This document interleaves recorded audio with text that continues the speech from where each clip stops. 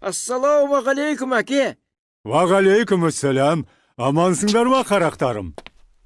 Сәлем бердік ата. Рахмет, көп жасайын алайын. Мағжанды ақыры алып келіпсіз ғай.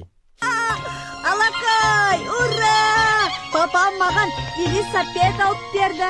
Ура! Алакай, ура! Ой, мынау біздің көк ту ғой. Дене, бұл менің туым. Бер дедім. Бермеймін. Бермеймін. Ай, ой. Не істедім? Мамам ұрсады. Менің туым. Мағжан, бұның дұрыс болмады. Сен неге Диманы ренжіттің? Ей, қойшы оны. Біздің туымызды белсебетіне тағып алып, ойыншық қылып жүр ғой өзі. Сен неге өйтіп айтасың? Бұл бәріміздің туымыз. Сенің де, менің де, Илхамның да. Иә, бәріміздің туымыз. Бәрібір оныкі дұрыс емес. Неге? Солай. Ата, қараңыз. Менде еліміздің туы бар. Айналайын құлыным. Сен оны қайдан алдың? Бір орыс баладан тартып алдым. Не дейді? Белсебетіне тағып алыпты. Біздің туымызды қор қылып.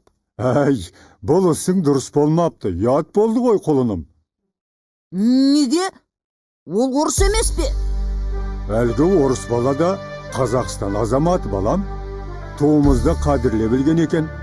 Осындай өзге ұлт өкілдеріне біз тек ризалығымызды білдіруіміз керек. Не үшін? Ата! Уақытта жақындап қалыпты. Теледидарды қосайық. Қазір финалға біздің Ильямыз шығады. Құдай қаласа ол екінші мәрте Олимпиада жеңімпазы болайын деп жатыр.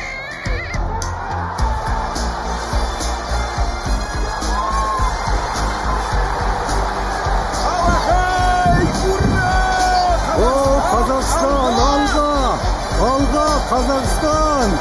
Қазақстан жеңді, алға Қазақстан! Сіздер неменеге қуанып жатырсыздар? Илья қазақ емес қой. О, не дегенің құлыным-ау. Илья дәл қазір бүкіл әлем алдында Қазақстанның абыройын көтерді. Соның ерлігінің арқасында мемлекетімізді дүние жүзі танып жатыр. Қазақстанның бақыты оның көп ұлттылығында деп айтқан Нұрсұлтан атаң. Осы есіңде болсын, балам.